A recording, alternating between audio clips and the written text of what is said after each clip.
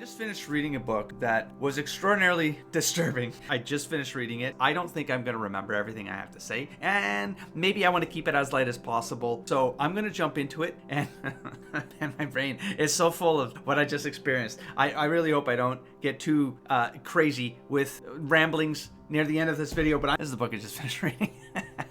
This is the book. Cormac McCarthy, Blood Meridian. And wow. I actually ended up starting this and I was like, I got a quarter of the way through this. I got to about page 100 or something. I was like, nah, I'm not feeling this right now. Like, I'm going to walk away from this book because it is very dark. And like everything you must hear online is absolutely true. All of it is true if somewhat or majorly subdued. Whatever you think, however you think dark this is, it's probably darker than you could imagine it being. It's a very hard read, a very hard thing to read. Just the way that the prose is written. There's no, for example, quotation marks around dialogue. Sometimes there's no apostrophes around words. They're truncated, or is that the right term? And there's no, like, commas are sometimes not a thing.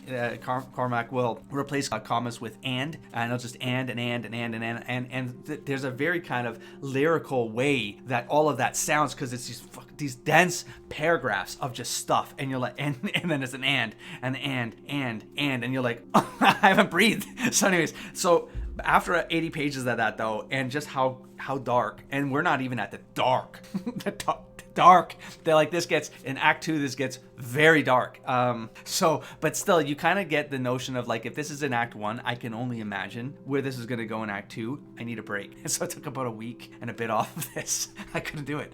Then I started reading it yesterday, and I got pretty much like the Act 2 part was pretty much grinded through. It was right before sleep, and I probably shouldn't have done that. There were some very hard scenes to take in. I will tell you, somewhere in Act 2, I eventually found an audiobook of this, and I had to do a hybrid kind of experience of this. I really needed to, like, because I needed to hear the reading of it to get the story part of it. But my strong recommendation is for people out there, listen very carefully here.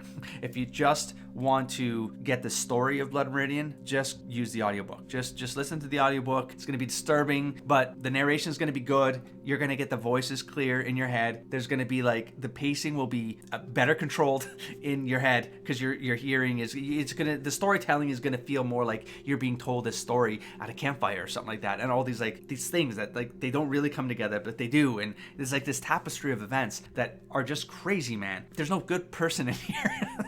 So there is. I guess the kid is the closest thing we got, but not really, but sort of. It's hard to explain. I don't want to spoil things, but what I'm saying, what my recommendation was, if you just want the story, just listen to the audiobook. I don't think you're going to get what this book is supposed to be about if you just do the story, but the audiobook. You kind of have to.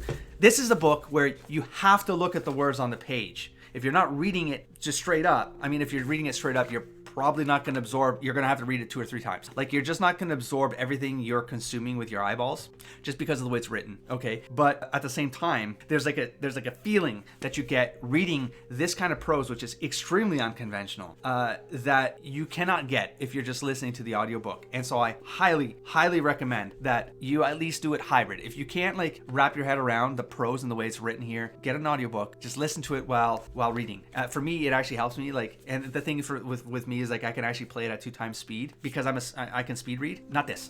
I couldn't speed read this. Like, I had to reread a couple parts of this. But when I'm listening, because I have hyperfocus, when I'm listening to something, I can go times 2 speed, and I actually slow down my reading when I'm listening at times 2 speed. I don't recommend that for everybody. If you're someone who has to really absorb like stuff that you're reading and you're taking in, that's a thing. If you do, you're gonna get some disturbing visions out of this thing. There are parts of this, man, that, like, some of the moments, they last longer than you want them to last. And then there are moments where it's like a sentence in a block of paragraph, and you're like, what did I just read? Did I miss something? Why are there always, I don't want to spoil things. Like, there's just a line, they're almost like throwaway lines about like children going missing and stuff like that, and them not being fully dressed. I'm not going to go any further than that. Extremely disturbing. And you have to make a lot of assumptions. So even with that little example I gave, there's moments of this where you're like, I don't understand who did what. And so you kind of have to make assumptions. But by the end of it, because I just finished reading it, oh man, there's like a moment at a bar with a bear and some dancing ass thing and some monologuing about war and God. And I don't want to go too deeply. I'll just say, no, I can't. This is a bit of a spoilery. But if you know what I'm talking about, you know what I'm talking about. And I was reading it very clear on what I was very clear on that motif going on here with the judge. And there's like a symbolic thing there, right? Listen, you got to read this. And there's like a symbolic through line here that if you hook into the judge and what the judge believes, and like when he references the priest as the ex-priest, and there was one line really early on and it stuck with me, something about the very opening. It's literally the first chapter. There's an event with the judge and priest giving a sermon that just goes sloppy real fast. And then you're like, I don't understand, but okay, let's keep going. And then there was a line between the I think it was the ex-priest, Tobin, was that his name? And then he's reading the Bible or quoting the Bible to the kid, maybe. I mean, this was a week and a half ago memory, right? But it was the first time I heard the judge then say words on a page are lies. I mean, I'm not quoting it correctly because I'm going off memory here, but when he said that, I was like, that's an interesting concept, because basically anything that's written can be a lie. So it's more like, well, then what about when anything that you're told? Because anything that you tell as a story can also be a lie. Like, how do you then prove what's not a lie? It's acting and having